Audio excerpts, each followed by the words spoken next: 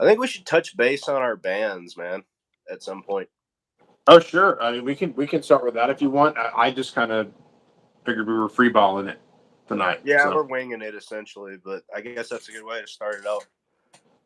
well, I guess I'll ask. How are you guys still working on those recordings, or have you started on those, or has that been Um, so we're not recording yet. I okay? plan to be very soon.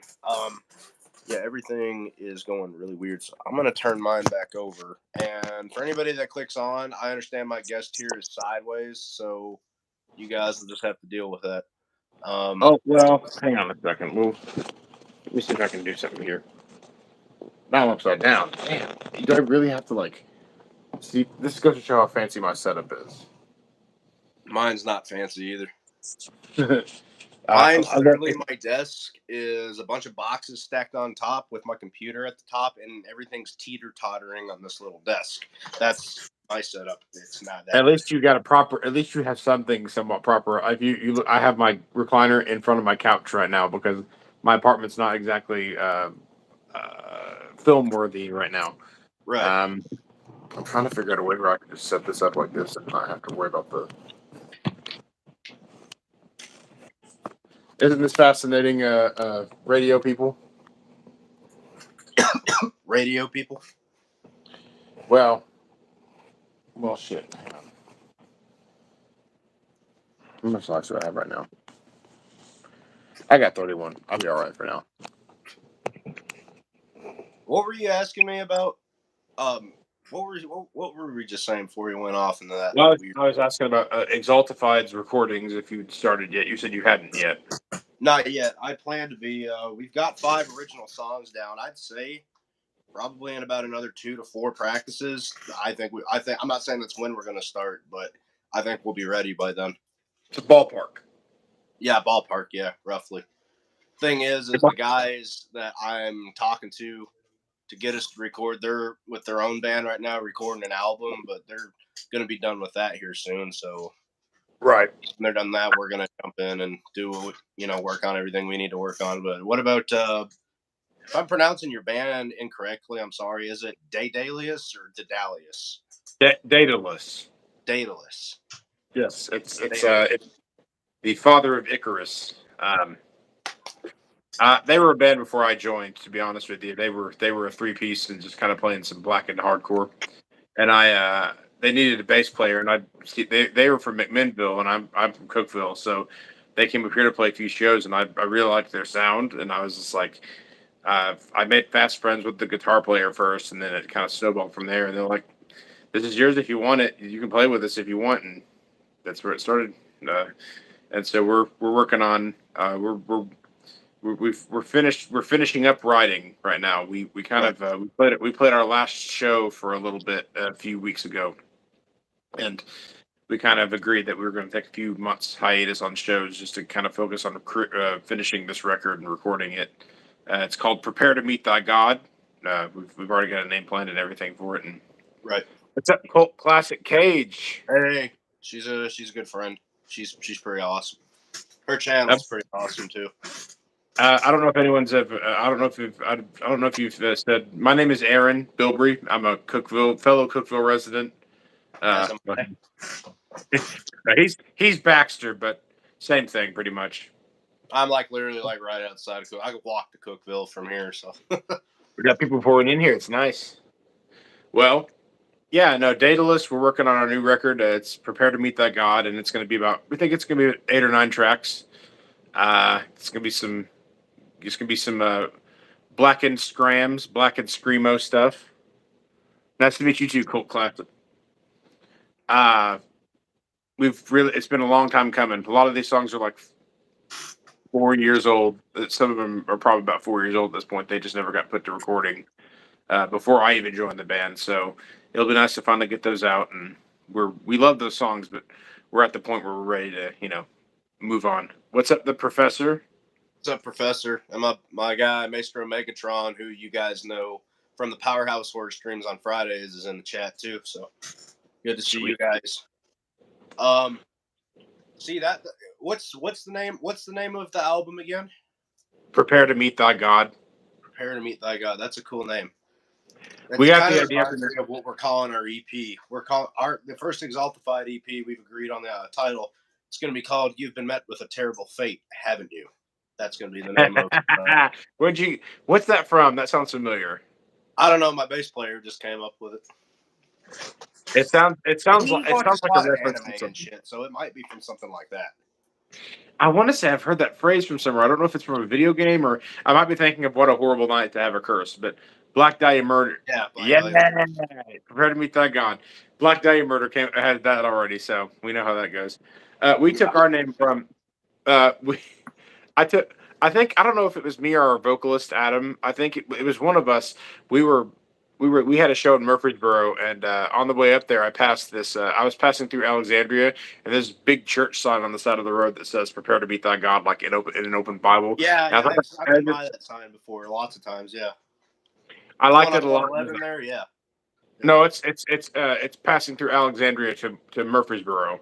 It's going up. Oh, I It's now I know the one. Yeah. if you go Smith if you take Smithville and just keep going north, you get Yeah. R.I.P. Trevor. Yeah. Yeah. Yeah. That's the one. Even I, yeah. eventually you'll pass Las Casas Pike and then you keep going straight and you'll see it. But I passed it and I just kind of it stuck with me. So later on after the show when we were eating at Apple Boomers, uh, I mentioned that I saw it and he'd seen it as well and I was like, how cool would it be if we actually called our full length that? And he was like, it started off as kind of a joke, because we always make that joke. It's like we're going to call the next album that, but we started talking seriously about it and some of his lyrics refer to like Southern iconography and things like that. So I was like, that's cool, and we'll have that be like the cover in like a grainy photo or something like that. We're still working on Yeah. the details, but it's coming together. It's always so fun building a record. It's always the funnest thing in the world, like writing a record and just sculpting it with your friends. That's like to me, that's the ultimate fun. I mean, like playing shows, yeah, great. Writing stuff on the spot, awesome. But I don't know. It's just something about coming up with like a full piece of music with your friends that's just unmatchable for me. And I'm sure you're feeling it right now with your dudes. Yeah. Yeah. We're. I mean, it's been stressful. It's been kind of stressful writing the songs. We don't want to lean too much into like formulaic type of your generic type, but we don't want to be so overly complex for our first EP. Right. We want to keep it simple for the 5 tracks, and then we'll see how it goes, and if we're happy with it, we'll continue. And yeah, Well, that's the kicker because I say how great it is, but it is. Everyone always talks about how much they always want to make a record, how great it's going to be to make a record until it comes that time to actually start making it. Like planning, it's fun and doing that, but when like making it, actually going through the process of recording and making it is a huge slog. It is just painful. It's like shooting a movie. I mean, it's like what you hear about directors talk about shooting movies. It's like the yeah, making of it is fun. Like writing it and conceiving it is great, but when you actually have to put the rubber to the road, like that sucks and it's hard and you have to really work through it. But the end result is worth it if you really put in the effort. So, yeah, but I'm beyond Daedalus. I got a whole lot of stuff in the oven. I'm doing this other project. It's more of like a 2-man recording project. I don't know if it's 2-man, but it's kind of up in the air what it is. It's called Watership Down. Have you ever heard of the movie Watership Down? oh We're yeah. calling it. Many, many, many traumatizing memories of that movie. Hold on a second. Speaking of which, You Criterion actually have it. Vermilion. Love this movie to pieces. I won't go too in depth with that, but it's me and my cousin. Like I bought a Telecaster baritone, and I wanted to imitate Loathe and other kind of like drop tune jit bands.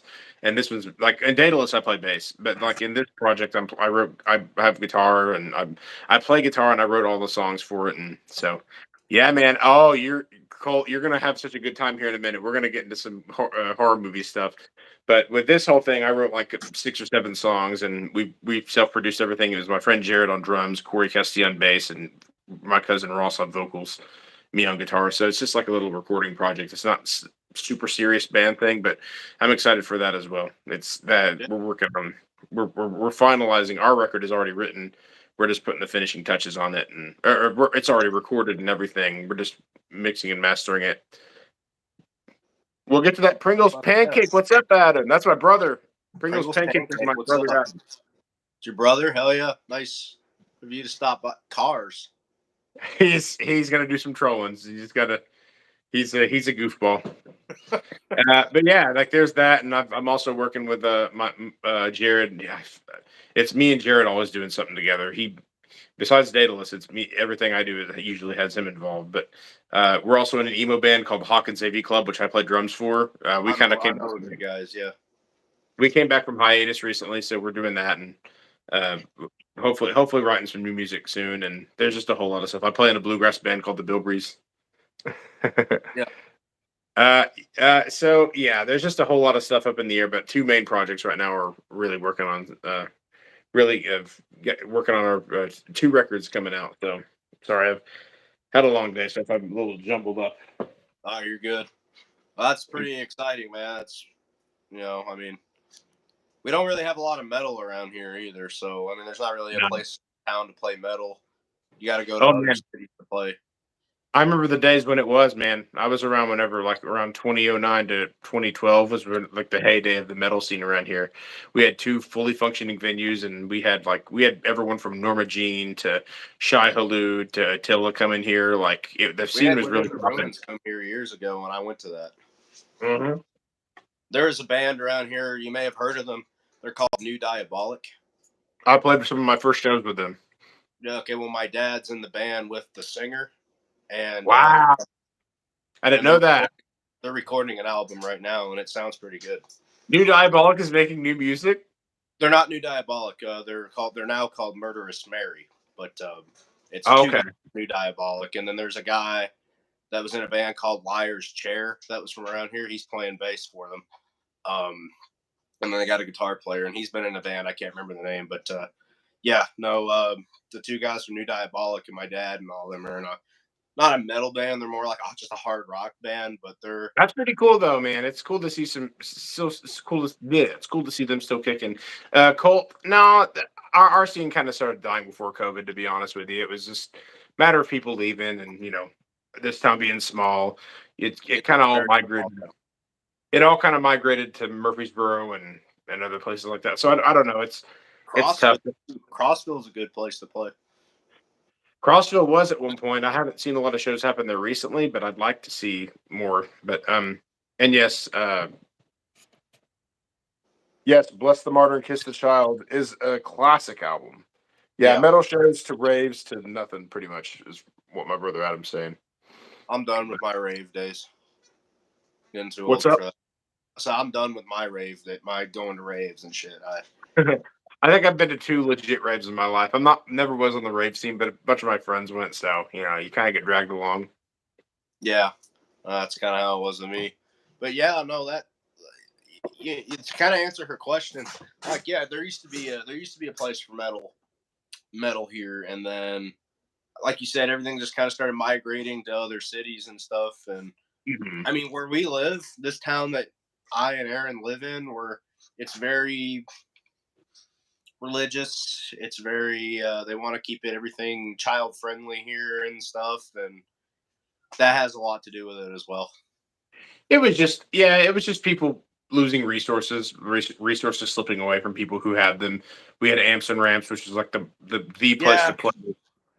That was the place to play, and then I think the owners just wanted to get rid of it, and then they evicted it. It eventually it burned down accidentally. Yeah, I remember that a few years ago. It totally wasn't for the insurance, but I'm not making any accusations. I'm not either. I kind of feel the same way. But yeah, so since then it was kind of just a combination of wherever you could play, like someone's house, or like someone might have like a garage or something that you could like host small shows at. But there was a place called the Cabin in Cookeville. It was great. That was actually, like, as far as house shows go, that was like peak. Like that's the best house show in Cookeville, and it had some pretty good shows there as well. But even eventually, then they moved, so it was about a year or two of that place. So it's just been a matter. Oh, I'm sorry. I'm saying Exalted. We're supposed to be playing our first show at the Boma Community Center. We're supposed to be playing a birthday party. Oh, that's fun. Hey, man, let me tell you. We play in Murfreesboro a lot. That's like where our that's our bread and butter up there in Murfreesboro. And there's the place called the Crossroads. Hmm. We hook you up over there. That place will treat you right. They're really cool. It's like punk. It's like Murfreesboro's got a really sick punk scene, but every metal bands play there all the time too. It's not like exclusive. Right. So we can get you up there. You guys would be set. Like people would like that place usually pops off for a lot of bands. So we'd love to get you over there with us next time we're playing shows, of course. But I mean, even still, without like if they need another band to fill in, would I'd love to hook you up over there because it's the place to get your name out there.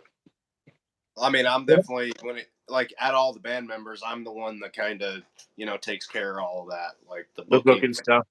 I'm the one that kind of does all that and stuff. Or Sweet. Well, it's good that you and I are the ones who are arranging all this stuff. But I figured, I'm sure your horror movie obsessed fan base is sick of us talking about music. Let's talk about some horror movies. What do you all think? right, I agree. I think we should. I think we should. I I didn't want to hog the discourse. Oh no, no, you're good. I decided to kind of rive through my entire Blu-ray and DVD collection for like some of my favorites. Uh, just a handful, and this is like a handful of them. I didn't even go through like all of it because we'd be here for hours and hours. But I didn't want to do that, so I kind of thought it'd be cool if like maybe I didn't know if it. I didn't want it to just center on me, but we could like Oh, discuss dude, each go one. ahead. Well, I'm gonna kind of start with some like easy normie picks first because there are a few. But first one I got is Shaun of the Dead. Good one. But always interesting to hear the perspective of it. Cult classic. We have a lot of things to show you, but uh, Shaun of the Dead. I'm sure you've seen this one a million times, haven't you? This is it's the cult comedy classic. It's zombies. It's what's funny about this movie is like yes, it's hilarious, but it's also really really creepy and nasty in spots. And I think that's always something that I feel is missing in horror comedies. Like they'll skip out on the horror a lot. It's usually making you laugh. Shaun of the Dead, I think, has a nice even balance of stuff, and it's not my favorite in the Cornetto's trilogy. But I think that might have to go to Hot Fuzz, but I love this movie still. That's a good movie. I like that one. It took a lot. It took a little bit for me to get around to it, but I was like, where have I been all my life with it? Not seeing this one. Yeah. Uh, we're not going to spend a whole lot of time on this one. I'm just proud to own this one. Nightmare, the first Nightmare movie. Even though personally, if I'm picking my favorite of the series, uh, my personal favorite is 3. I love Dream Warriors. You ever see that one? Yeah. I think Dream Warriors is hella underrated, and it's so fun. It's like an action. It's got like elements of action in it, and I'm a big action movie buff as well. So that one really like speaks to me. But there is really nothing like the first one. The first one is like so innovative and ahead of its time, of course. I know everybody lots of favorite people like the first and the third, but my personal favorite in the franchise is actually the second one, Freddy's Revenge. That was Oh, always my favorite. the supremely gay subtext one. Yeah. Uh I don't love it. I think I admire what it is more than like I admire the sum of its parts more than like the actual result. I respect that it was written by like a closeted gay guy, and it's like Freddie is used as he's used as like a metaphor for like being in the closet, sort of. Yeah. I think that's a really cool premise, and it's a cool idea for a movie, but it doesn't all completely work for me. But it's That's fine still. I think what I My like about part two though is that like Freddy's still scary and it is. he's not the joke that he becomes later in the later movies. That's why I like the second one. I think he's the scariest in the second movie. But I mean that's just my opinion. I will agree on that. I can definitely I can follow you there. Uh, my vocalist and datalist Adam Lara, he swears up and down by the sixth one. He loves Freddy's Dead. He loves Freddy's Dead. I guess if you take it as a comedy, that's one thing, but it's not for me. Once he starts making quips and everything, it doesn't work for me anymore. But that's Yeah, him. I don't get that one, man. I hate This that one one. I decided to put in here kind of it's more somewhat more recent. I remember watching this in the theaters when it came out and it freaked me the hell out. It Follows. Oh, I don't know if that's it's a great one. it honestly in my opinion, this one kind of like this feels like something that Wes Craven would have actually made nowadays. It's the whole like horror as a metaphor thing for like the sexually transmitted haunting concept. I feel like that's a very Craven esque concept. And when I watched it, that's kind of what I thought of the whole time. I was like, this is a movie that Wes Craven would have probably made back in the day if he had the idea for it.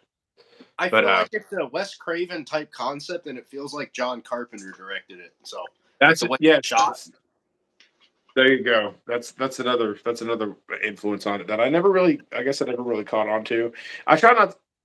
I'm mixed on elevated horror. Sometimes I like it. I like stuff like the Babadook, but then there are other times where I'm kind of like it's a little up its own ass, and I'm not super into it. But I like the uh, Babadook as well. I think that's actually quite a good film. I love the Babadook. I think that whole idea of yeah, that I don't own that one, but I do love that film as well. I'm just kind of going through Not some of as the much stuff. about the monster as it is like the It's actual drama going on in the actual people's well, lives.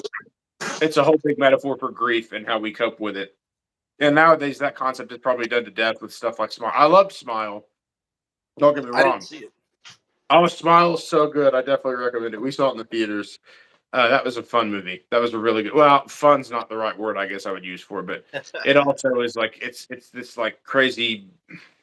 It's this analogy for like depression and how we like fake smiles to get through the day and stuff, and that's what the curse is. I don't want to Right. go into too much detail because you can't go into too much of it without spoiling some aspects of it, but I definitely recommend it. Would love to hear your thoughts once you watch it, not listen to it. Yeah, I'll have to check it out. A lot of people are telling me it's good. I'm weird when it comes to new movies. I just sometimes they just don't hit the same as the classics, but I'll I'm a check it out. boomer. I'm a 100% agree. I'm a boomer when it comes to certain stuff like new movies. Like I'm just like they don't make them like they used to. Dang it! But I mean, I still obviously I I like it feel that way. It's like they don't make them like they used to. in a lot of ways. I mean, even in horror films, there's they embrace a lot of these like new tropes, and for a long time there, it was torture porn and things like that that I'm not really into. And then they kind of like got into this thing once The Conjuring came out, of like we're going to recreate the '70s haunted house, thing. And I actually like that a lot more because I love those kind of movies. I love Burnt Offerings. I love Amityville horror and things like that. So Yeah, Conjuring that was more up my alley. But even then, they started wearing that out as well. So that franchise, they're milking it dry too. I'm in the minority where I say this. I actually prefer the second one to the first one. I thought I liked the first one a lot. But yes, Burnt Offerings is great. The first, I actually liked the second Conjuring more than this first one. It was a little longer to its detriment, but I actually thought like it was just funner. But I do love both the first movies. Yeah, Yeah, Karen was the greatest. Now we're gonna kind of go back a little bit more for this next one. It's really not much, but it's Carrie, the is that OG, the original or is that the the? Brian De Palma. Oh, okay. The original Brian De Palma one. The cover kind of looks like that remake of like in like 2002. They made like made for TV remake of it, and it I've was seen quite that one. rad. Yeah, yeah. Oh Carrie. man, I love Carrie. I go back to that one about once a year. I just enjoy it so much. I'm gonna do a little bit of pandering on this next one, and I just because I have like I don't even really have a special like DVD version of it, but I think I have one of the first DVDs that ever came of it, and Now you're gonna get cult classic Cage going. That's like her thing. One second, I'm listening, man. I'm gonna. you're good. I mean, you don't really have to say a whole lot about it. I mean, it's like it's a popular movie for a reason though. It is as great as anytime Oh, it's an someone is like all-time asking for classic. like huh. It's an all-time classic. Of course, and I might be pandering a little bit because I know how much you love the series, and I kind of watched your a little bit of why you hate five so much. I I'm kind of the opinion with a lot of these like old slasher series. I love the hold on real quick. Side note? Are you wearing a Venom shirt? No, I'm wearing a dark funeral shirt. I'm moving all my stuff over Hey, because my hell yeah, back's killing me. that's base as fuck. Thanks. Um, but as far as Halloween goes, like I love one. I like two. I actually think three. I think three is the second best movie, even though I know it has nothing to do with the series. But I honestly, I once we get into like the Thorn Curse and stuff like that, I've never been a big fan of the whole like Jamie is like Michael Myers is not Jamie. Lori is. I never liked the idea that they were siblings. I Me think too. that I think most people can agree that that was like a mistake, in my opinion. So if they just stopped at like two, I would have been okay. But I think three is like a great idea. Like, what if we just made it into an anthology series now of like different movies or different Halloween stories? And I think three works a lot in that aspect. And it respected what John Carpenter wanted for the series because really he didn't want to do Halloween 2, but Mhm. that's kind of how we ended up with the brother sister crap that I don't think. Well, I pretty much like almost all the movies in the series. Almost all of them. There's a couple I really don't like, but I don't mind four. I think four is all right, but 4 I think is one of the best sequels. I sorry. like. But once we get into the Cult of Thorn thing, no, not for me. I don't think it's good, but I think because I used to watch them all the time when I was young, there's like a nostalgia thing. So when Halloween season rolls around, I can sit and watch them and enjoy it while I know that it's not really great. Absolutely. But like I can think of it, I can look at it like it's stupid, but I mean, these movies were part of my childhood as well, and yeah, okay, they're not good, but they're guilty pleasures of mine, I guess. None of them Like, are as good as that original film. I think what has struck me so much in the um only a couple that are total abominations. I think we can all agree that Resurrection, in terms of the original series, is the big abomination of that. And with all that said, moving on, Trick or Treat, motherfucker. A lot of Buster. people, especially Maestro Megatron and Cult Classic Cage, they're not big Halloween Ends fans either. I love the first movie. I thought the first one I thought the first remake was good. Or The well, 2018 reboot.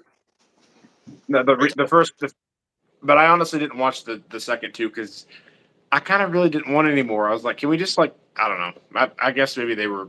What did you think about the three new movies? Oh yeah, yeah. So the 2018 movie was like we all thought it was okay, and then like the first 20 minutes of Halloween Kills was fucking awesome, and then it completely dies off a cliff, and then Hmm. ends is it's definitely not what everybody wanted, and it's weird. That's probably the most I could say about it. And Cult Classic, she's talking about the Halloween trilogy.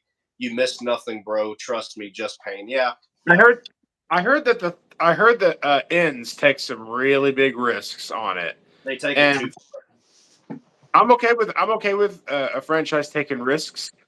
Doing things that you wouldn't expect. I haven't had it spoiled for me, so I don't know. So maybe down the line somewhere I'll watch it, but I just kind of haven't really been interested, to be honest with you. But I'm gonna move on here to my next one here. This isn't technically a horror movie. It kind of is. I kind of consider it a horror movie. I think without this movie, Saw wouldn't exist. But it's David Fincher's 1995 masterpiece, Seven.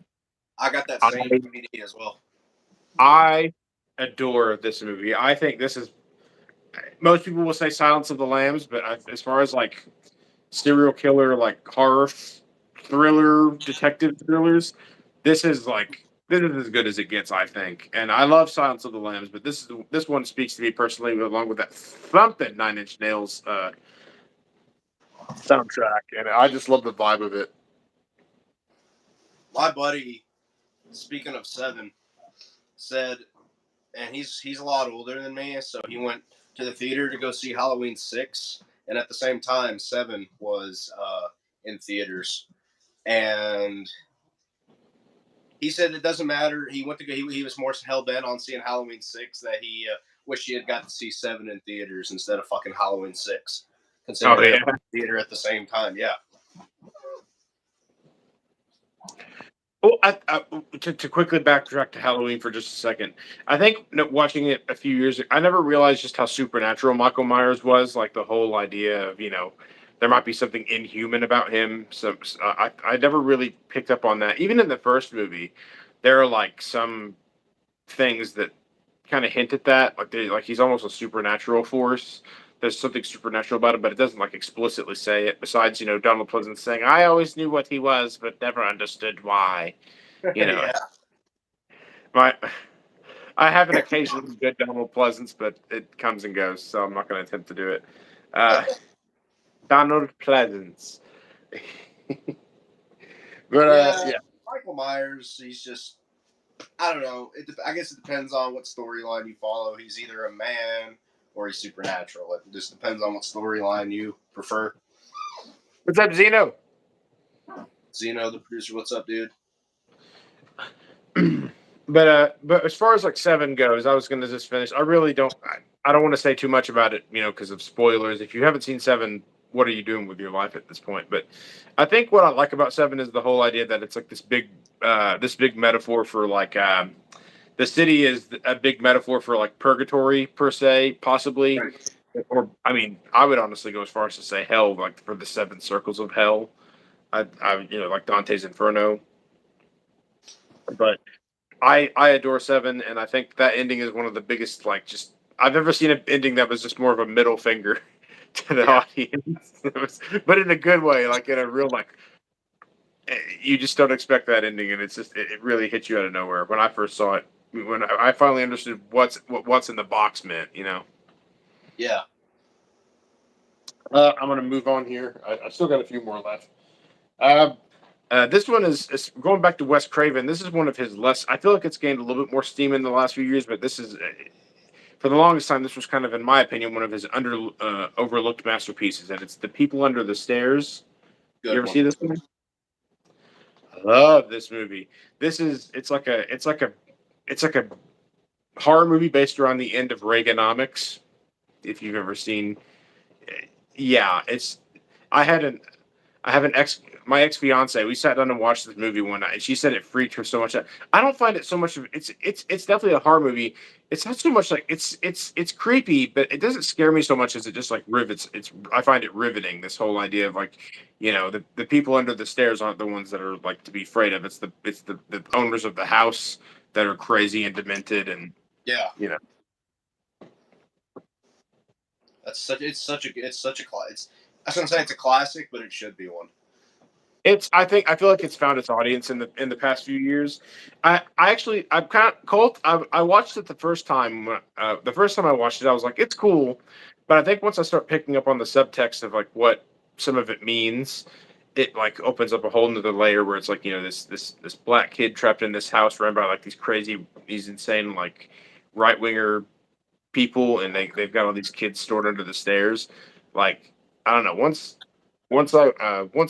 I kind of figured out like what the big metaphor was, like I said, the Reaganomics thing, it opened up a whole new level of like, whoa, this movie is way smarter than I thought it was. But Yeah, um, what's your you've seen it? When did you see it?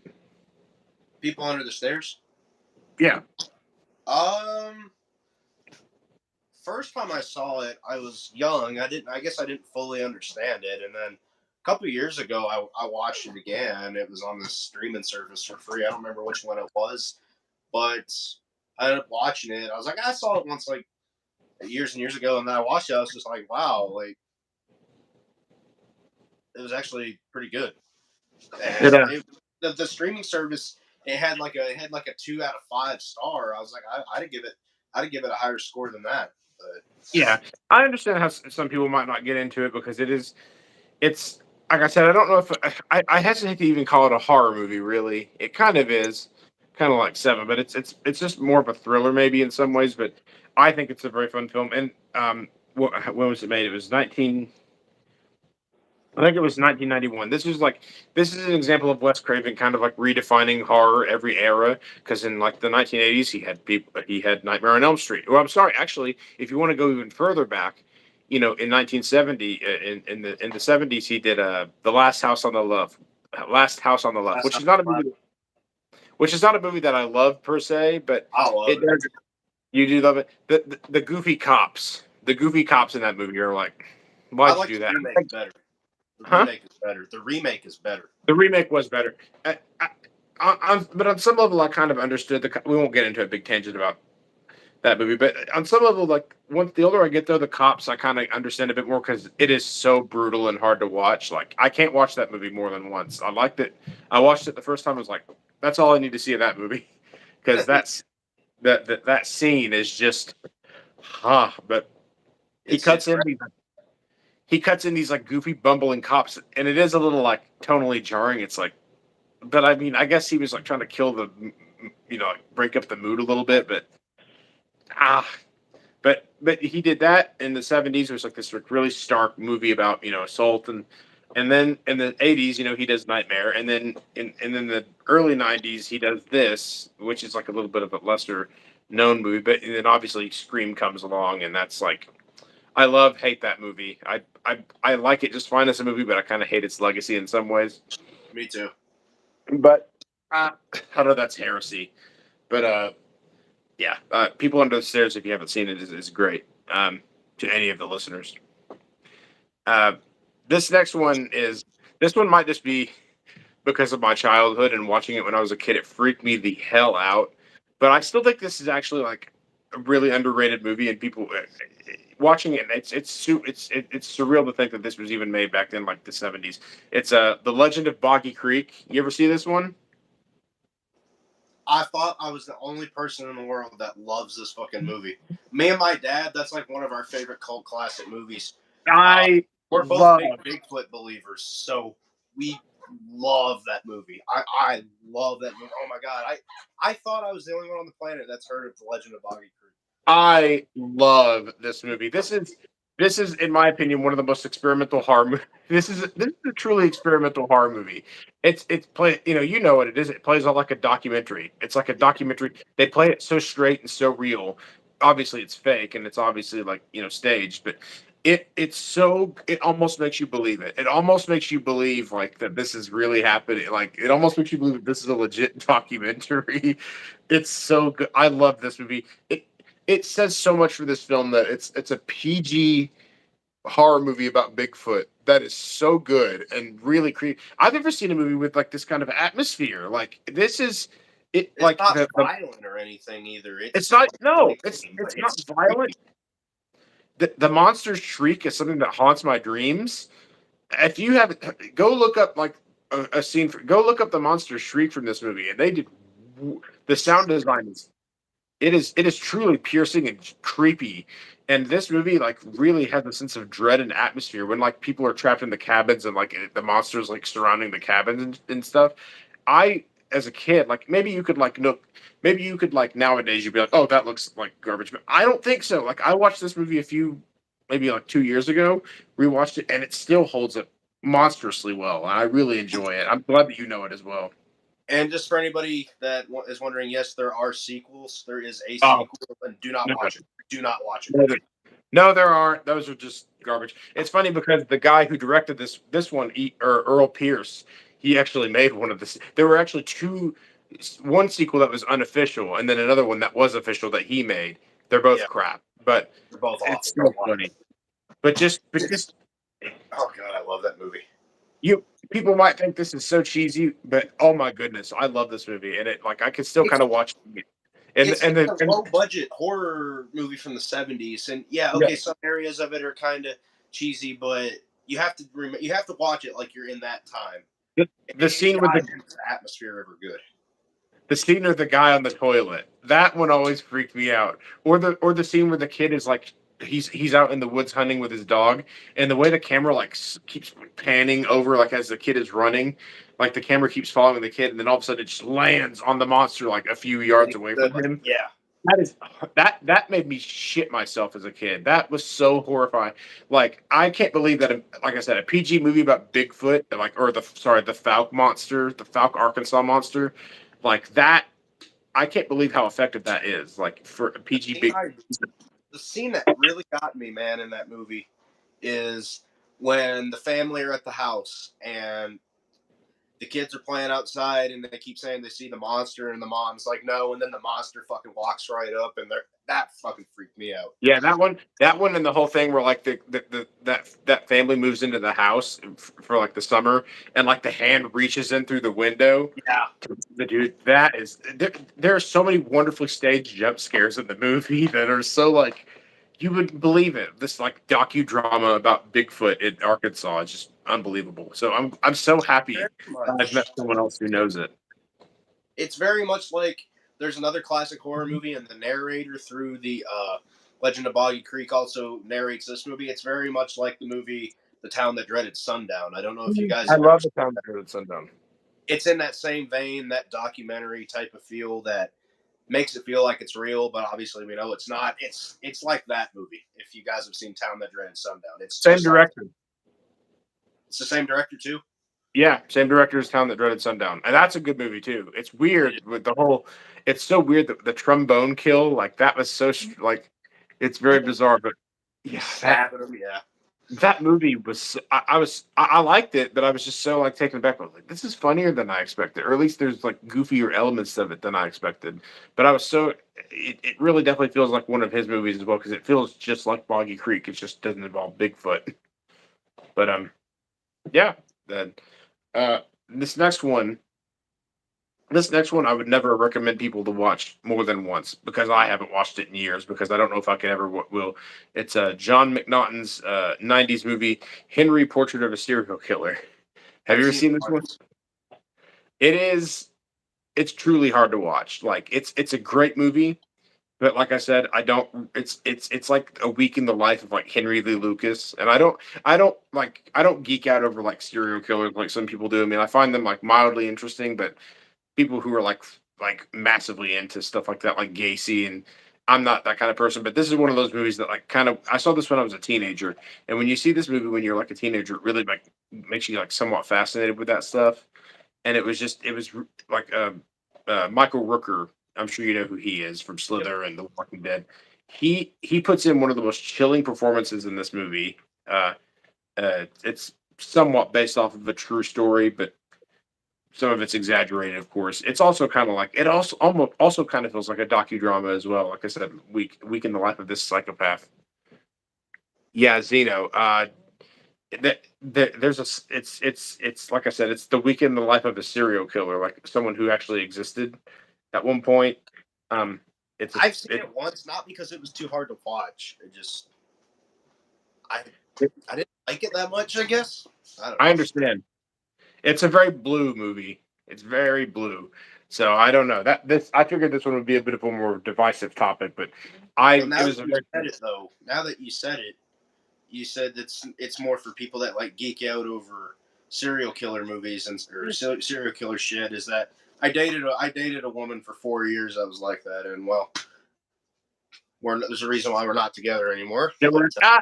I don't think you have to be that kind of person to enjoy it, but it's just there are a lot of scenes that you've seen it before. You know, there are a lot of scenes that are like, that's really hard to like. Where like the home invasion scene where he and the I've that's seen more brutal than that, though. I I've know, seen, but there's a stark reality to some of the stuff that happens in it. That's like it's not fun to watch like a Nightmare on Elm Street sort of thing, but it is still yeah. kind of fascinating because it's really well done and really well acted and I'm watch into it. like the exploitation type of horror movies, like I Spit on Your Grave and shit. Like those are my kind of horror movies, and there's very, very, very minimal amount of movies that I think take it too far. Mhm. Well, yeah, I mean, maybe by today's standards, there's been a lot worse, but I don't know. There's something very, very stark about Henry that I think still really like creeps me out. And It's worth yeah, checking I out. spit on your. Hmm? I said I think it's worth. I think it's if you're a horror fan, I think it's definitely worth checking out. And Just to if you see kind of how I say it. Because I always like the promotion for it where it's like he's not Freddy and he's not Jason, he's real, and that kind of like sold me. There was a band that I loved called Boys Night Out, and they used some samples from the show from that movie in their like music. Hello, Panther. And they used samples from that movie in there, and I was like, "What are these samples from?" Because they had like some horrorcore stuff in their music, and so I was kind of fascinated, and I tracked it down. This was in high school, so right, it stuck around that long. But that's Henry. Now this next one, I'm kind of curious. How much do you know about David Cronenberg? it's a familiar name, but I've not explored his filmography very much. But you know about The Fly and Yeah, well, this isn't the. I do love The Fly, but it's not one of my favorites. Of his. This is a movie that he did in 1979. This is my Criterion copy of The Brood. that's This what I've movie, not seen. hmm? I've not seen that one. This one is so interesting. This is like David Cronenberg was known a lot for his like body horror stuff. Like he made a lot of movies about yeah, this is Panther, Xeno. And David Cronenberg makes a lot of movies about like the body in revolt, or like some sort of science makes the body like revolt against itself. And the Brood is basically his story, the story of his divorce told through a body horror movie, and it's so good. Oh my god, I love this movie so much. It's basically like this guy and his like estranged wife, like they have joint custody of their daughter, and the wife starts. The wife is like staying at this like strange psychological like it's like a psychological hospital, but it's more like a compound or anything, and the person who's like treating her is like a professional in like psychoplasmics, which is like manifesting your rage into like actual reality. So this wife is like birthing out these like critters, these murderous little like beings from her. Right. It's definitely recommend The Brood. It's like it's basically like just a big metaphor for like divorce and how it screws kids up, and how that it's no one's usually not to blame. Everyone's usually to blame in the process of traumatizing children in divorce. But it's as not fun as that sounds. It is actually a great movie, and I recommend it. It's really strange and really bizarre in the Cronenbergian sense. Well, I'm gonna have to add that because I'm bringing. I used to do this series here on this channel called Movie Night with Zach, and I started going through a lot of shit, and I almost put YouTube together. I'm thinking about bringing that series back because it's only 4 movies that I've never seen before. So that's kind of to help me broaden my horizons with movies and shit. So I might have to that might have to be the one I start with when I bring that series back Well, because I'd that love to join you. actually sounds good. I would love to join you. It's a fun movie, not long. It's I'm a huge Cronenberg. I haven't gone through divorce. I was a child of divorce, and Me, I've gone through. Hmm? me too. Hey, we forgive my ignorance, but what's your name on the right? You got a channel? I do not. I don't have a YouTube channel per se. This is just kind of like a burner account that I have. I'm a musician. I'm on Facebook. I've got a whole lot of stuff. Can we drop some links at some point? Yeah. Maybe later once we start to wrap up. I'll give some information out. But I don't have a YouTube channel per se because I'm not usually an on camera guy. But the Brood I highly recommend. It sounds good. I want to check it out now. That's what I was gonna say was, um, I went through a horrible breakup around 2018 with my ex fiance, and I was just hella depressed. And I'd seen The Brood before, but I but watching it in a new light was like, obviously there were no kids involved, but watching it in a new light, I was like, wow, I can see how this movie can really like I didn't like relate to like people who've gone through breakups or divorce or anything like that. But Yeah, it's a fun movie. it sounds good. So I have like 5 more here if we still feel we still have Yeah, time if you're yeah, down. dude, we got plenty of time, man. Got Well, lots of time.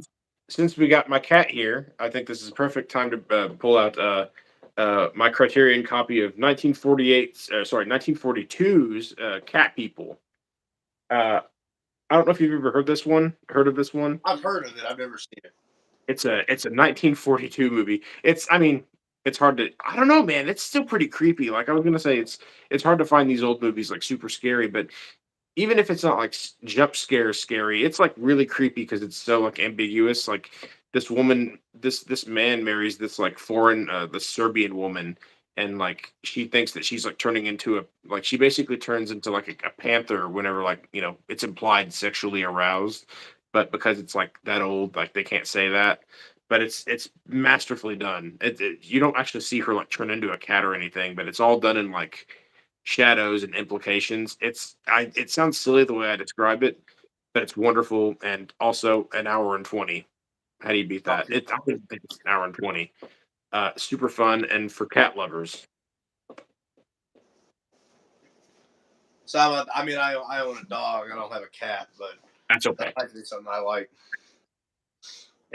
I'm a sucker for old films. Me too. I can watch a whole. I love old horror movies too. Even stuff that people would probably be like that's not scary, but sometimes it's not all about being scary. Sometimes it's about I don't know, an intriguing concept that it's more about finding the concept scary than like actually being scared by like boo scares or whatever, you know. Modern audiences don't understand that. Modern audiences, they just want the jump scare with the loud music, and then the person that is doing the jump scaring is not even the antagonist of the film. It's always the friend of somebody. Like somebody be going down a hallway in a new horror movie, and then their friend comes up, grabs their shoulder. And don't get me wrong, I'm not poo pooing the idea of jump scares. Jump scares are a necessary evil in a lot of ways, but it They have to is be effective. but you know as well as I do, it's hard to get modern audiences to sit down and pay the fuck attention to stuff. You know, it's hard to get modern audiences to be like, no, this is scary. You just don't see it because you want Sam Raimi's Drag Me to Hell every time. Yeah, You know, and I have nothing against Drag Me to Hell, but that's what that movie is. It's just jump scare city. Um, I mean that movie's okay. It's not really anything. I'm a big Sam Raimi fan. Don't get me wrong, but it sure is. that specific film, it's just I've just never been impressed with it. It was his return to horror, and people hyped it up because it was his return to making scary stuff. Um, okay. This next one also kind of more on the it's more of on the thriller side than on a horror movie side, but it's The Night of the Hunter. Don't know if you've ever heard of this one. It's I also a Criterion. You've heard of it? I've heard of it. I've not seen it. It's a wonderful movie. Like this, it's basically like this widow, this serial killer who like I don't think he's a serial killer really. Maybe he's like this guy who's a priest. He's a pastor. He's like a southern pastor, but what he does is he's like a black widower sort of thing, and he learns that this like kid was left a huge amount of money by his like dad who was killed in prison, and so he basically tracks down the family and like takes over the family to try to find out where the money is and do away with the family. And but it's so this is such a wonderfully made movie. It's so beautiful. It's very very taut, suspenseful. It's made by it was directed by this was his only movie ever, Charles Lawton. He was an actor back in the day. 1955 this was made, and this was his only movie, and it was like poo-pooed by critics, and he never made another movie after it, which is a fucking travesty because it's so good. Usually, when critics don't like a movie, I usually end up enjoying it. So that's another one I'll have to check out. It's like a big it's like the whole movie is like it's like a chase nightmare. You ever have nightmares where you're being chased? Yeah, That's what the whole movie feels like to me, and it's so efficient, so well done in that sense. It's got this dreamlike quality in it as well, like it's like artificially done nighttime stuff, which shouldn't work in some ways, but it's just gorgeous, and I recommend it. I'll have to check that one out. Three more here. Another one by David Cronenberg, Videodrome. I've wanted. I want to see that movie. That's one that's always been on my radar. I have not seen it. I want to see it so bad. You've never seen a movie like Videodrome, and I love as much as I love The Brood. I do love The Brood. Videodrome is I saw this movie about 10 years ago, maybe over 10 years ago, and I've still never seen anything quite like it. It's like this. I don't even know how to describe it honestly. It's like James Woods is this TV station owner that like shows a bunch of sleazy movies, and then one day he gets this mysterious tape in called Videodrome, and he watches it, and he starts seeing hallucinations because of it, and it's like this thing that just takes over his body, and it's oh my That god, sounds like an Zebra. awesome concept. After yeah, if out of all of these movies, if out of all of these movies, this is the one that I would probably recommend the most because it is just you watch it, you're like, I can't believe. I don't even want to like get into too much of it because it's David Cronenberg's style is so bizarre and surreal. Uh, Definitely recommend. It's like a treatise on violence and watching it and how it affects us, sort of thing. It's not like preachy or anything, but it is. It's like he watches this tape and it starts to fuck with his mind and eventually starts taking over his body and he starts like to put it to you this way, his chest becomes like a VHS player. His chest That's opens up. awesome. Yeah, his like chest opens up into like this like VHS player like vagina cavity. Sorry, I shouldn't have said that. I don't know if we get Now you can demonetized. say whatever on here. I don't care. I know that like YouTube is dumb about certain words, but like it's just I'm not it's monetized or anything like that. I mean, you're free to say whatever. One second. you're good. Sorry about Yeah, that. you're good. I understand. Real life comes first. But like, yeah, it's like I'm just describing like weird things that happen. Like his chest opens up to like this like vaginal cavity, but it's supposed to be like a VHS player sort of thing. It's one of the most messed up, bizarre movies you'll ever watch, but it's so good. Can't recommend it enough. Videodrome. I like fucking weird movies, so I've wanted to see that movie for so long. I haven't seen a trailer of it or anything, but I've wanted to see it for so long, and I've just never had the opportunity to. The cover is James Woods sticking his face into like a TV that's like the screen is like bulging out with like the screen is like bulging out and it has lips on it. Debbie Harry is also in this movie as like his counterpart, and it's his female counterpart from Blondie. Yeah. Uh, it's yeah, can't recommend enough. Oh, Zeno, I know you want. Um, this one is a strange one. You actually liked my post about me watching it the other night. I have to turn my phone real quick. I'm sorry, I'm gonna be sideways for a minute, y'all. oh, it's okay. Uh, um, hang on. Could I not like flip it? Okay, it's not gonna work. Um, I have two more anyway here. This next one is Michael Powell's 1960 movie Peeping Tom. You liked my post about me rewatching this one the other night. Yeah. This was 1960. He was known for making a lot of movies in like the 40s and 50s. He made like a lot of elegant dramas and things like that. And then Michael Powell decides to make this movie, and it's essentially this like horror movie about like this guy who's a cameraman. Like he carries his camera around with him everywhere, and he films like movies, but he also films like nudie magazine stuff. But he's also like a serial killer. Like he also kills like women in his spare time and like films it while he's doing it. It sounds once again it sounds very dark and blue, but it's kind of like it's got the same tone as Psycho, really, like the original Psycho, because it's the same year it was made. But The it's fucked up. fascinating. Fucked up, but it's Well, I mean, because it's the '60s, it can't get too dark. But like, yeah. he lives in this apartment, and this woman that he lives next to in his apartment, like, eventually starts becoming attracted to him, and so it's like this weird. It's a horror movie, but it's also very much like a drama as well. It's so good though. It's very smart. The 19. It's beautifully filmed. It's gorgeous. Uh, and it's all about like a lot of Hitchcock's movies. It's about scopophilia and voyeurism. Because it's like he kills he kills these women to like get like the. But didn't John Carpenter cite this as yes? I'm pretty sure he did because it's well. I I would imagine he did because a lot of Halloween is like seeing things through Michael Myers' eyes, seeing things through his perspective, and a lot of this movie is kind of that as well. It's the kind of movie where you're like we're following the antagonist of the movie, all of it, and that's kind of what Psycho was as well, really. But they're just different movies. But I keep comparing it to Psycho because somewhat similar concepts were released in the same year, but I definitely recommend Peeping Tom because it's just wonderfully made and beautiful, and it's got a hell of a concept. Even though me describing it doesn't sound like much, but when you watch it, you're like, oh, this is much deeper than what I thought. What it sounds like on the premise. I've seen it, but I don't remember it very much. It's been a You've long time seen it. since I've seen it. I've seen it. It's just I don't remember it very much. When I saw that post, I was just so like, I've seen that movie. It's been so long, and I don't remember it. It's one that I've It wanted to watch again for a while. Oh, I love it.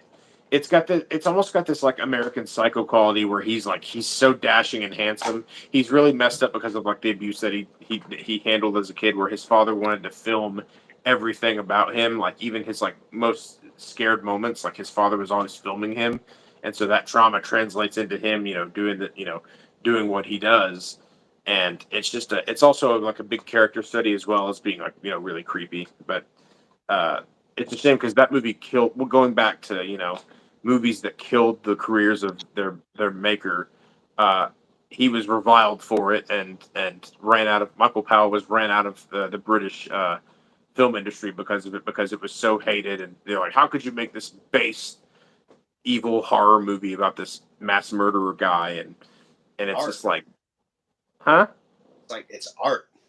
It's art, man. That's and it's just crazy. Now we look at it as a classic. It had a Criterion release and all this stuff, but just goes to show that what idiots critics can be, uh, especially in mass with mass hysteria. But I'm gonna close out this whole big rant with my last one here. A funny story. Are you familiar with Dario Argento? Yes. Ah, so happy! I'm so happy you know Dario Argento and Lucio Fulci. Oh my god, I'm so happy. And Lucio Fulci as well. Not as familiar. I'm somewhat familiar, but That's not okay. I like Lucio Fulci a lot, but personally, I'm more of an Argento guy. I mean, the original Suspiria. How do you get better than that? Um, greatest Giallo film ever made. I love Suspiria. I I don't know if I'd go with greatest Giallo. I actually kind of barely consider a Giallo movie because to me, Giallo movies are like crime thrillers that just have like horrific blood Yeah. and gore in them. But Suspiria to me is just more of a supernatural horror movie. But that's not a debate. That's in the eye of the beholder. But if we're talking my favorite Giallo movie, it's this one. Tenebrae. You ever seen that one? I have. Oh, it's so good. What do you think of it? I don't want to like It's good. gush. It's strange. It's strange as all hell. It Once is again, weird. going back to Videodrome, I've never really seen anything like it. Giallo movies, they feel like they're taking place in like a strange, hyper real version of our own world. You know what I mean? And I think Yeah. this one is like the granddaddy of them all in that case because it's really like watching it. It's like, is this taking place on our planet or like in a futuristic world where people are just slightly different? It's a gorgeous movie. Like I've never seen. What's funny though is I own this Arrow version of it. But when I bought it years ago, I didn't realize that you needed a region-free Blu-ray player to play it, so I've Oh never got no. this. I was so pissed, but I still own it as like a wonderful crown jewel of my Blu-ray collection. But I do need to get the legit version of it later that I can watch. But yeah, it's been a minute since I've seen it, but this tops the list of like favorite Italian horror movies. I even more than Suspiria, and I adore Suspiria. I love most of his like early like pre. His last great movie to me was Phenomena. That's about it. And then once he gets into like his American period, that's when I stopped paying attention. But Yeah. it's a shame to see what he's done in the recent years with Dracula 3D. Ugh. Oh my god, that was a terrible movie. Did you see that? Ugh. I stopped. I couldn't finish it. I was like, I can't watch one of my favorite like horror directors sully himself like this anymore. But yeah, this one is like a series of murders is taking place in like Italy. I guess as Italy. Yeah, a horror writer goes to Rome, and in the wake of him going there, like a person like he releases this book. And there are these killings that are taking place because he's so obsessed with the killer is so obsessed with his book, and that so it's this big mystery movie, and it's but you know how it goes, you know how it ends. The ending is like, what the flying fuck is happening in this movie? So with Giallo films, it's weird. I rarely ever watch them, but when I get in the mood for Giallo films, I binge watch all the Giallo films I get Hmm. until I'm no longer in the mood to sit and watch them. Same. Another one I love is Deep Red. You ever watch Deep Red? I want that's another one I want to see that I've not seen yet. It's so good. It's for me Tenebrae because I think Tenebrae is like his last official Giallo movie. Like I think because it was after Suspiria. It was I'm forgetting the timeline exactly, but I think Tenebrae was his like last legit Giallo movie. But I mean, it kind of depends on what your definition of if your definition of Giallo is loose, then I guess technically. But what's interesting about Tenebrae to me is like all the horror takes place in like stark, banal daylight. It's not dark. That's what's funny. The word Tenebrae means darkness in Italian, and Yeah, the movie is like all in stark daylight.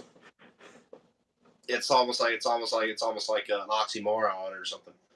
It is. That's what it's like. It all takes place in like these really like beige settings, and that's what makes it really like stranger and starker, and I don't know. And the violence is just like, oh my god! Like there are times where I'm like, this is one of the most violent movies I've ever seen. I But love violence. I like people tell me I'm so fucked up because I like violence. Like I've had people that they tell me I'm really fucked up for liking violence in a movie. I'm just like I'm a horror fan. Like what may I be mean, unsettling to those people, we're not built like normal people. Like we're there's a not. reason why we like this stuff too.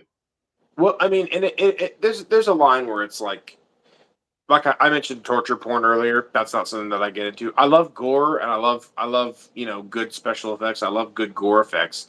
But when the whole point of the movie is like the later Saw movies, because I still maintain that the first Saw is not about the torture or the No, it's gore. more like a thriller. It's more like a Yeah, the crime. first it's like Seven. I say that the Seven. I think that the Saw movies were directly influenced by Seven, or at least the first two or three. Even then, like two or three, like they start getting into more like this. It's more about the traps and the gore and things like that, and that's cool. And I know that's for some people, but it's not for me. I need more than just that. I But I like do. some of the later Saw films. I know what you're saying though. It's like it becomes more of the center focus of the movie rather than the storyline, and I get that. It's like the Hostel movies. You know what I mean? Love I the first one. I love the first one. I hate the second really. three. Oh man, I don't hate it, but I mean, like I said, that's not my cup of twisted tea. It's unsettling. I'll say that. I do like some torture porn, and well, yeah, I do like some torture porn. And then for that series, that movie night the Zach series I did, somebody sent in this series, not series. It was the second movie in this series of simulated snuff films called August Underground. Okay. It got to a point. It's not. I mean, the movie wasn't very good, and the type of like the simulated snuff films are supposed to be shocking, and the thing is that they're never shocking. That's my thing. They try so hard to be shocking that it's not shocking. That's my problem with a lot of those type of movies. And have you ever seen Audition? I have not. Oh, you need to see Audition. Takashi Miike's Audition. It's 1999. You could call it a torture porn movie. It kind of turns into one towards the end. Kind of. It's truly amazing. It's like this guy. It's like this. It's a Chinese movie. Is it Chinese? I don't want to say that. It's an Asian movie. It's an Asian horror movie. I don't want to. I'll just be specific and say it's an Asian horror movie. We don't know which. Yeah, okay, I see. We don't know which nationality, but it's an Asian horror movie. It might be. I think it might be Japanese now that I think about it. It's made by Takashi Miike, and I think that's Japanese. I could be wrong. I'm just guesstimating. But basically, the gist of it is this guy is like lonely, and his friend gives him the idea to audition girlfriends, like to say that he's making a movie, but he's really to like audition these actresses, but he's really auditioning for like girlfriends and stuff to try to like hang out with these women. And he picks one in particular that is quite different, and it leads to one of the most messed up scenes you've ever seen in your life. She a little not there in the head. Oh, it's an understatement. But man, I'd recommend it for sure. Like there's so many. I've given you so much homework, so Yes, many things. But that one, I think you would also really love. Yeah, no, Audition is great. They talked about like trying to make an American remake of it, and I'm like, don't, please don't, please don't make an American remake of. You've seen Audition, Zeno, yay! do you want to know a fucked up movie I think you should check out? Here, I'll grab it off my shelf here if I have it. I Beat it may not up. have it anymore. Something that's really fucked up and disturbing is Yeah. this fucking movie. I've heard of Martyrs. Yeah, I've not This seen is it. fucked up. If I mean, there's child death in this movie, so if that's something, and it's graphic too. If that's something that if that's something you can't look past, don't check it out. But if you can get past brutal child death, then this is definitely a movie you should check out. I'm not going to spoil it. Uh, I want you, if you're going to check this movie out, go into it completely blind. I think the whole thing.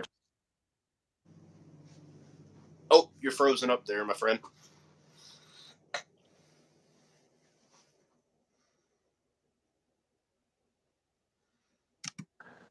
There we are. There you go. Now I've heard of Martyrs. Is it like a remake of like some European film? That the one I showed you is the French version. There's also an American remake. Don't watch that one. Watch the French version. Okay.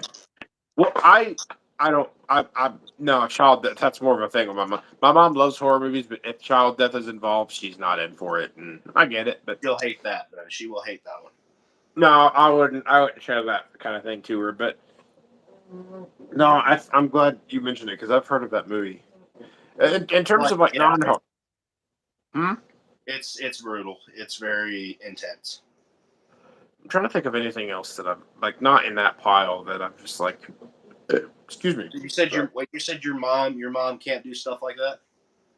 She doesn't like watching child death in movies. Yeah, It's like, she's yeah, very it's like sensitive. I knew a guy, and he said he's like really. I know a guy. He's into horror movies, and he heard me once when he checks out my videos every now and then, and he told me that he looked up this movie that I mentioned called The Human Fucking Centipede, and he's like, I watched that, and I was like, dude, you should have fucking asked me before watching that because I would have told you would have hated that. The fucking human. Centipede. The human centipede.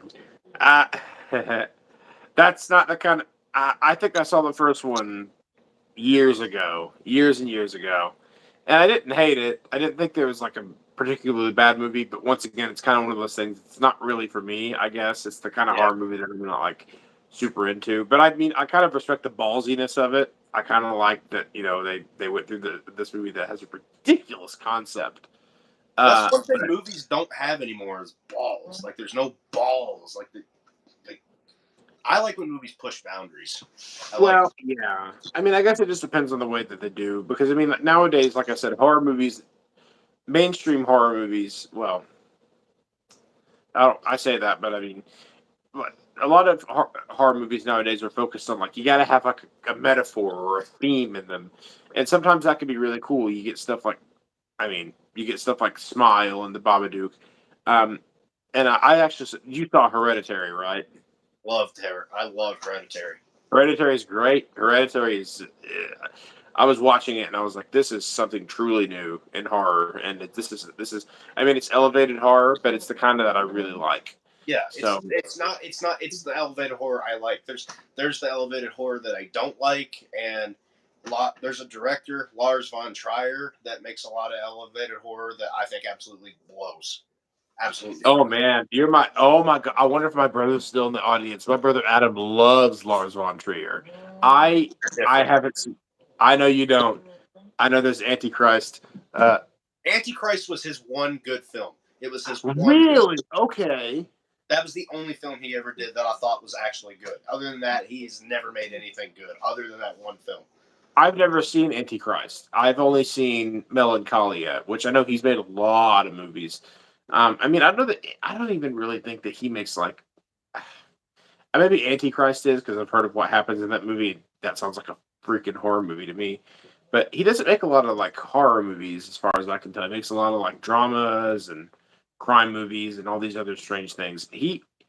I've never The seen House any like. Jack built was another one he did. I thought was okay too. Now that I think about it. It's funny because that my brother spoke very highly of that one. So, what ones have you seen from Yeah, him? it's all right. Which ones from him have you seen that you didn't like? Everything other than those two movies. Everything. Which one specifically? Like, what was? I've I think I've pretty much purged all of. I'll have to look it up. I've pretty much purged any memory of anything that I've seen by him. Um, there was one movie I forgot the name of it. I'm gonna look at his catalog of. My computer wants to stop sucking its Xeno, dick. yes. Xeno, yes. Melancholia was depressing, but I kind of enjoyed it even still, despite that. Uh, it was an interesting concept, and Kirsten Dunst really good in it. Kirsten Dunst. Yeah, I she was love her. she was in one of his movies, Melancholia. It's a pretty good movie. It's not a horror movie at all. It's like a weird.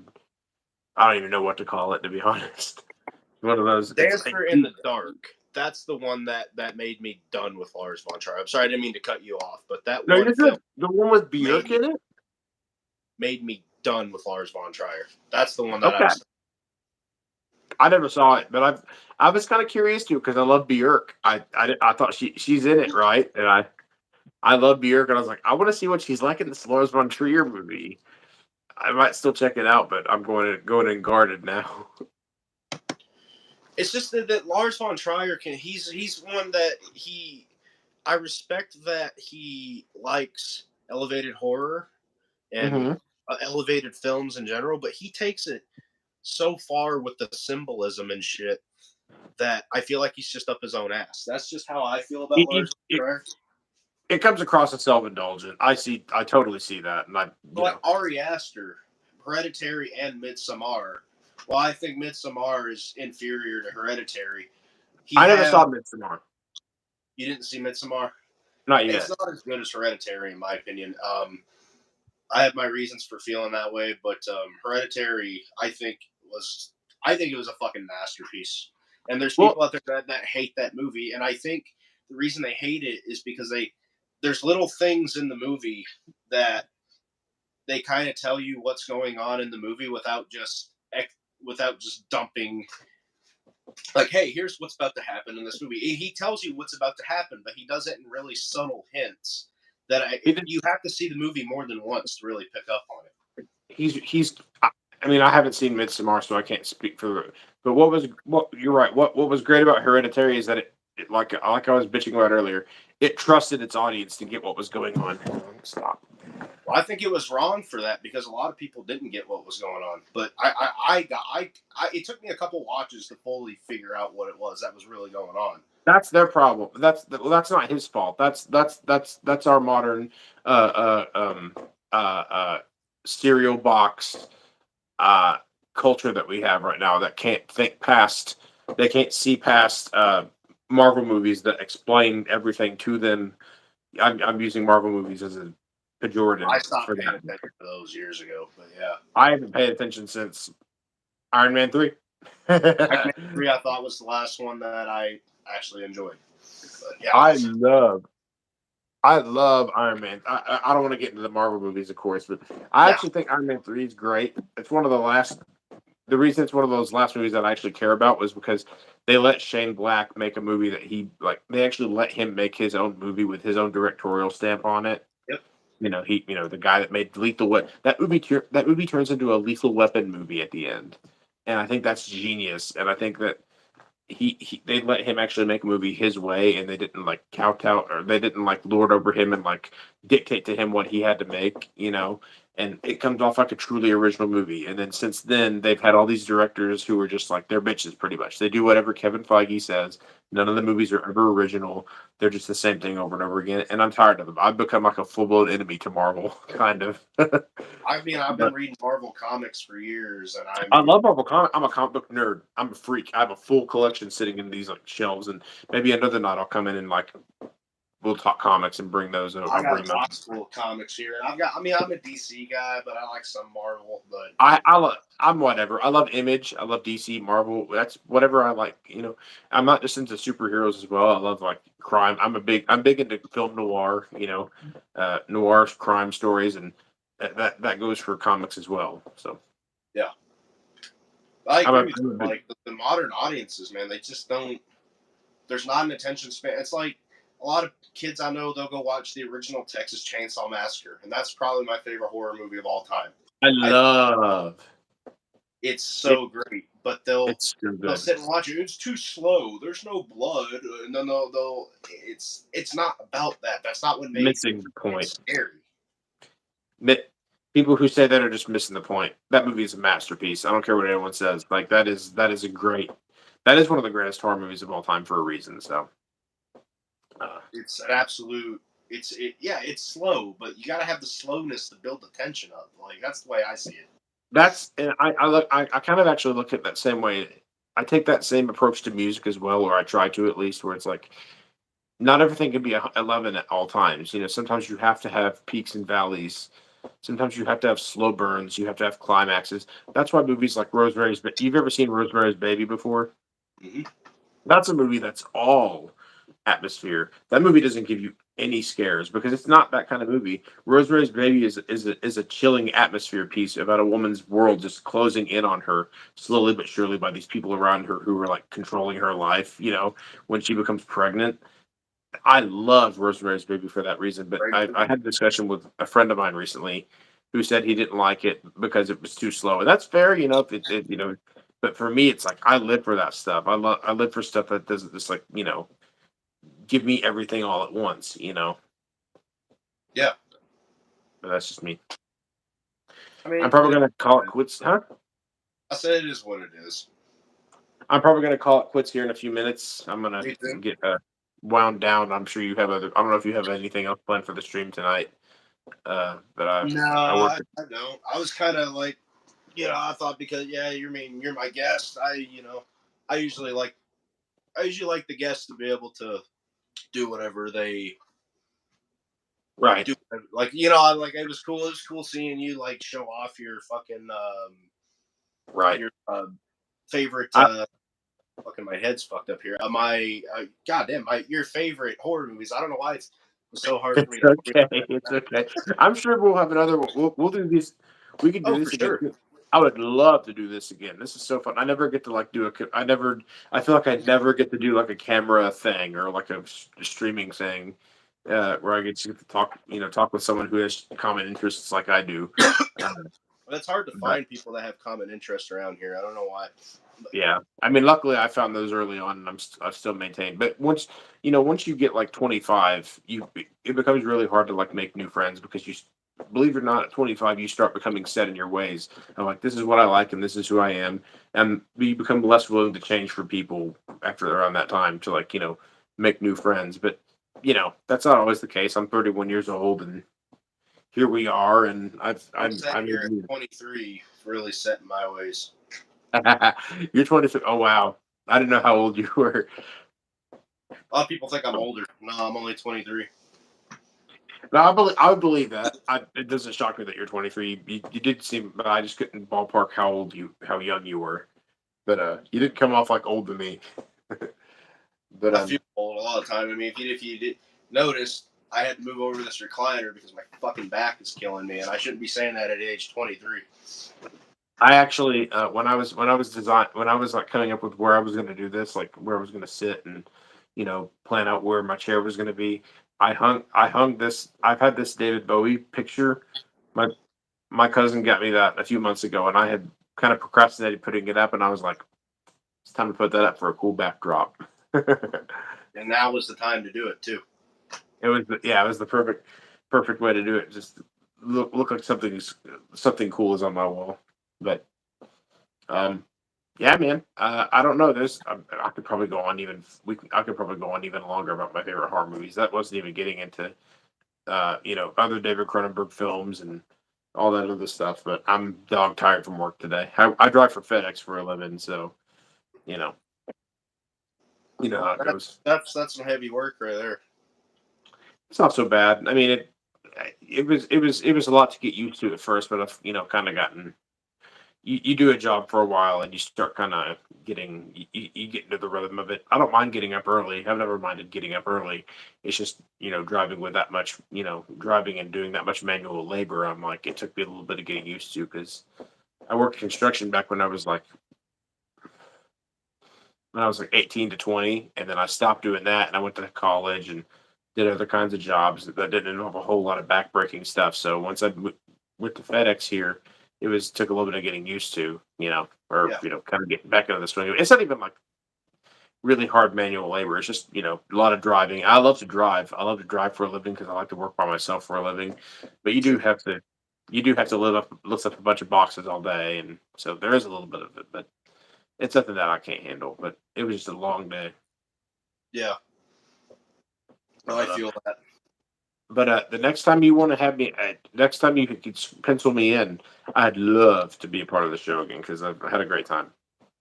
Like I said, the only thing that we have consistent on here is Fridays with Powerhouse Horror Stream with my dude. So really, we can try to I'll probably shoot you a message sometime and we'll pencil something else in.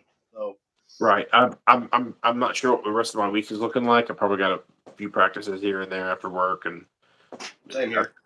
Here and there, and trying to get this new this Watership Down record done.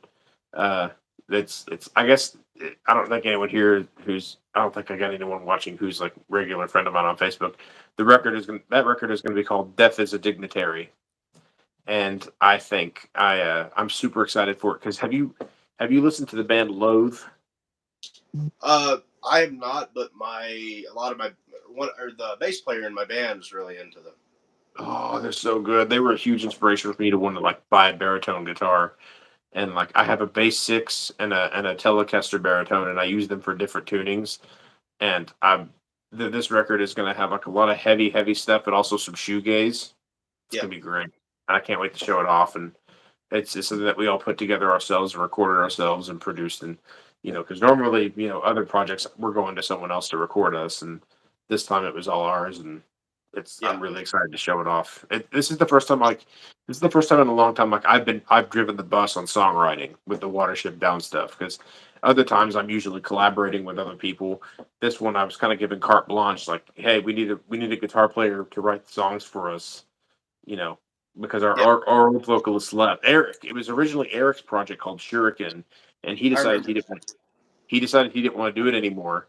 And so when he left, we're like, well, we should change the band name. And I don't know why but he then decided not to do it anymore. It sounded cool. I don't know. I got the feeling that like because I came in with like a few like new metalish ideas. Like I brought in like some of these bouncy riffs and not rapping or anything like that, but I brought in a few like new metally bouncy riffs to the thing, and I don't know if that's exactly what he wanted. I tried to like make things hardcore and slam oriented a bit. I tried to write things that were appealing to him as well, but I don't know if it was Back in those necessarily. days, he was into all that shit. Because we'd be driving around with him and it was slam and beat down and stuff like that. And he, I tried to put something out in the music, and I don't know if he really even left because he didn't like the music I was making. I just think he just got tired of like he just got burnt out on making music or trying to make music. And I think at one point he wanted to focus more on being like a rapper, and that was yeah, cool. But whenever he left, I was like, well, I wrote these songs and I still want to put them out there. I still like them, and it was just a matter of like we got the dataless guitar player to fill in on vocals for a little bit, and then eventually we settled on my cousin Ross to he's a really good screamer, and he's a good screamer and singer and all this stuff. So we've never been on a project before. So when he decided to come in and help me finish producing it, he's got a little home studio thing that he does stuff with, and he's like I brought all this stuff to him, and he helped me mix and master it all, and he put his vocals. I wrote most of the lyrics. He helped me with some of that. It's just been really fun collaborating with him finally on a project after all these years of not doing one. Because he was in a death metal band back when we were in high school called Book of Trees. They that's a were familiar name. they were classic. Along it was in the days of New Diabolic and Eva Shadows, and so it was a fun time. But he and I never got to like make a project together. So now he's doing vocals. I subbed to your channel, Ross. He's in the chat. He's in the chat. Ross. Who's My Ross? cousin Ross, yeah. Ross, this is like a burner account that I dug back up because I guess I have like multiple ones, but I wanted to use one that was like my actual name. But yeah, he's a great vocalist, and it's been so great working with him. And we're excited to finally show off this whole. It's gonna be a 7 songer, and we're really excited to show it off. And we got a bunch more songs on the back burner to make another record, so we're excited. I'll be there to check it out, man. I can't wait for it. Zeno, I want to see some of your music. Add me if I don't really do anything on, like I said, I don't really do anything on YouTube here, but I'm on Facebook, Aaron Dean Bilbrey. You can find me on there. Uh, God, I could sit here and list links all day long to all my projects, but That's we could part of the business. That's part of it, though. hang on a second. Hang on just a second. Vamp for a second for me.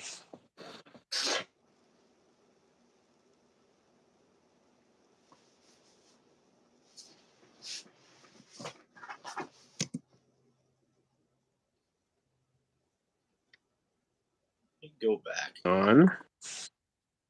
Can I post in chat? Host the chat. Hang on, let me. Can I post in chat as well? I think you should be able to comment. I think. Well, if I go over here to live chat, Okay. I think. I'm not sure. I might not be able to.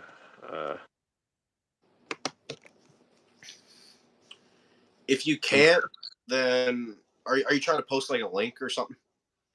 Yeah, I don't know. I tried. I can. I have to do it from my computer though. Are you wanting to like post? Whoa! What the fuck? There's like I'm too, but naked I don't. shit. What the fuck is going on? What is showing up in my YouTube algorithm? Holy fuck. I'm trying to get to the chat. I saw where you just sent me that on Facebook. No, not this bitch. I'll post that whenever I upload. When this thing uploads to YouTube, I'll post that link in the chat. And anybody that's watching, make sure to go click on it.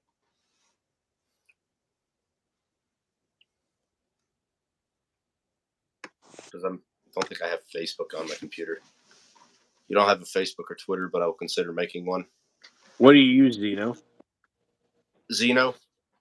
Zeno's the one that says he doesn't have a Facebook or Twitter.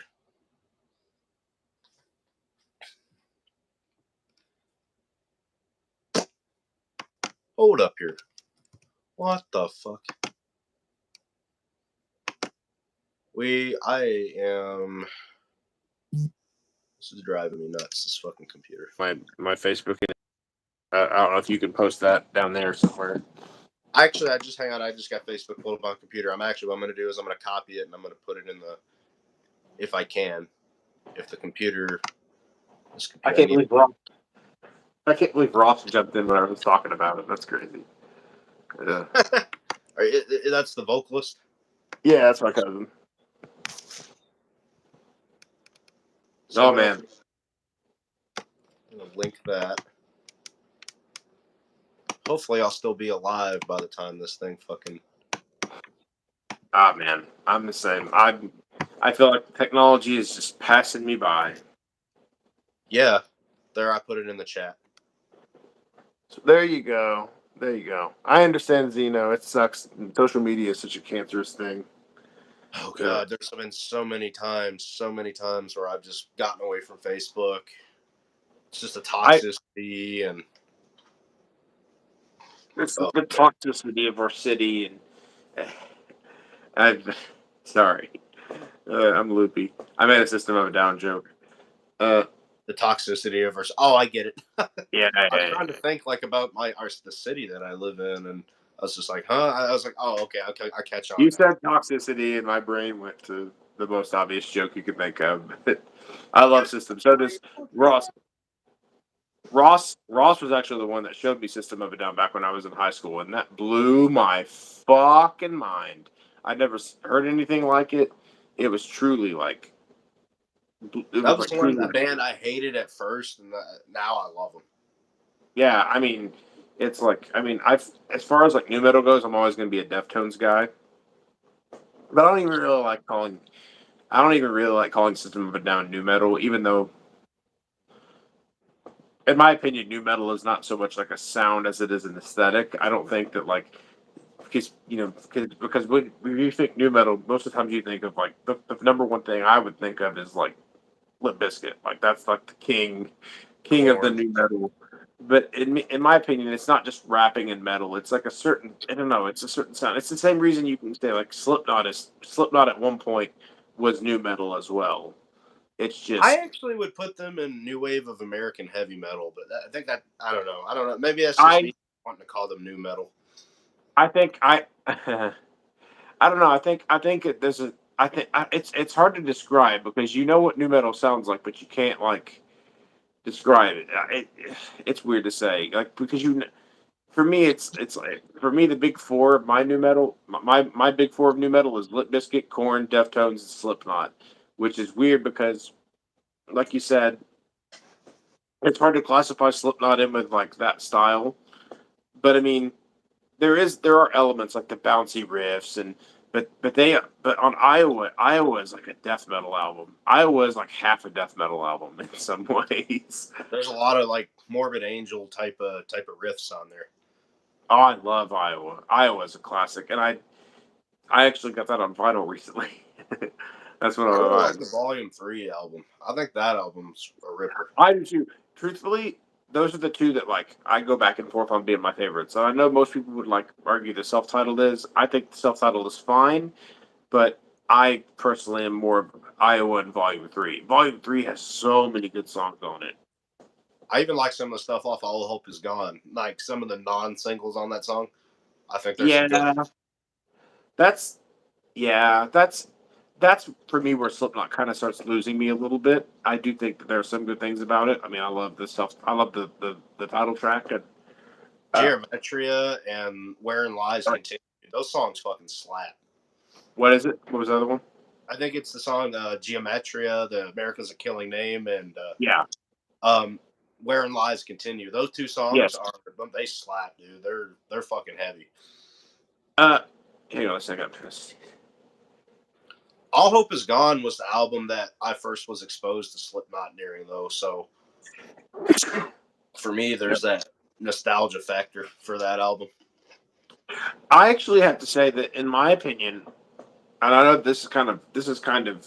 some people will probably label this like heresy. I think "We Are Not Your Kind" is their best album since Volume Three. I do. I think that it has some of their best songs since Volume Three. And yeah, people probably might not like the like because it still has some of their ballady stuff on it, but I think it's actually got like really good ballad stuff, like "Liar's Funeral." Yeah. Love that song. Hmm? Oh, I was just saying, yeah. I mean, I feel that way, and I kind of feel I liked the end so far, dude. I really thought it was even better than We're Not Your Kind. Really? See, I've not listened to it. I've been a little afraid to because I hear nothing but bad things about it from people. I And don't so, get why. Like they say, I wish Slipknot would go back to their old sound. There's literally a video that overlaps a lot of the songs from the new album over with old Slipknot songs, and there's nothing different about it. I hate this notion. I hate this notion that we have to. I mean, it's obvious no one likes people living in the past. Slipknot. Much like other bands that I love, Slipknot are not fucking 20 years old anymore. They're not. They're not young and pissed off kid. They're a band that has like money now, and I know that sounds like making excuses, but I mean like you can't expect the same band to have that same sort of piss and vinegar that they had when they made Iowa. It's just not going to happen. But And there's so, plenty of that on the end so far. That's the thing that pisses me off about the criticism. The songs Hive Mind, the songs Warranty. There's some fucking rage in those songs, man. but at this point in my life, I'm the kind of person where I'm like, I don't need, I don't want Slipknot to make Iowa anymore. I want Slipknot to make a new album. I want them to make new ideas. I want my bands to evolve and progress. Very few bands that I would ever see, like Death. Death, for example. If Death had just kept making scream bloody gore over and over again, I mean, it'd been fine because I like scream bloody gore, but they wouldn't have made shit like Symbolic or the Sound of Perseverance, which I think are two fucking masterpieces of death metal. And so Yeah. that's the speak. It's I don't know. It comes from like not wanting your band to like ever be found or become huge, and I get it. Like when it's like that's not always the case because sometimes when your favorite band changes, it's not good. You get I could say the same thing about Green Day. I could say that I hate nothing they made since American Idiot has been good. I love American Idiot. That's the album that like got me into them, but it's their last great album. I like 21st Century Breakdown, and then after that album, they lost me completely. I don't hate that album, but it was the first one that I just didn't really care for. Right. But but I do but like it got so much worse. It did get so much worse than The 20. Spanish albums, Uno those Dos Tre and fucking Revolution Radio and all that other stuff and the yeah. father But of all motherfuckers. oh my god, not even the most diehard fans will defend that one. Let me tell you something before I go. You want to know my Joker origin story? What Yeah. I was 13 years old and it was 2004 4 or 5. I guess it was 4. And I was I was like 13 years old. And I'd tried previously to learn how to play guitar, or like I noodled around with it. My dad is a multi instrumentalist. He can play anything, just about anything you can think of, and I get a lot of that from him. But I I tried to play guitar before, and I couldn't figure it out. And so I found American Idiot, and I loved it. I fell in love with it. I was like, "This is the fucking greatest thing in the world. I want to make music like this. I wish I." So I'm sitting on his bed one day playing around with his acoustic guitar, and I just all of a sudden struck. I struck the chord for down now now now now now, and I was like, that's the intro to Wake Me Up When September Ends. So, and I didn't look back, and I learned not too long after I learned how to play that I have perfect pitch, or near, for I can pick any note out of thin air, and it kind of, it definitely helped me out a lot in terms of, like, I was a fast learner in that sense. But music's all I've ever known, so it took Green Day to like push me into making music. Fuck yeah, man. I mean, that's great. That's great to hear. I mean, it's just that's so. Anytime I like mention Green Day, because Green Day has forever and truly sold out. So when I mention them, people are like, "What? Really?" But back in 2004, man, it was like the coolest shit I ever heard. Then I found Fall Out Boy, and then I eventually moved into like post hardcore and other things like that. But are you Yeah. against the four chords? I'm not against the four chords. I, I love four chord punk, and I wish I could go back to the simplicity of that, because nowadays when you get really good at guitar, you're like, how can I top myself? How can I make things overcomplicated and stuff like that? But it's sometimes it's all about simplification and taking things down, compressing things back down. Again, I was answering a question Zeno, as I Zeno. know. I don't care about the four chords. If it's simple but it's good, then Yeah. there's really nothing to complain about. But you get these musicians that are like, well, if you're not sweep picking all over every square inch of the fucking fretboard, then it's not music. So No, and that's why do you think Between the Buried and Me's last few albums have not been interesting? I I think I've listened to anything past their first album. can make a great track. They can. I try to use them whenever anything that I'm working on. But yeah, no, Between the Buried and Me. Oh God, what can I say? See, I've gone so much over time than I thought I was going to. But man, I'm actually going to get to see them at Furnace Fest in September, dude. I'm so excited. I wanted to go last year because In Flames was there because they're one of my favorite bands, and I did get to see them with Megadeth back in Nashville last year. Ah, it I mean, must I be wouldn't hard even being. mention It what's must that. be hard being. Sorry, go ahead. Oh no, you're good. I was asking what it was you said. It was Furnace Fest is in September, 22nd to the 24th, and I'm going to be going for all 3 days. Between the Buried and Me is going to be there. Seosin is going to be there.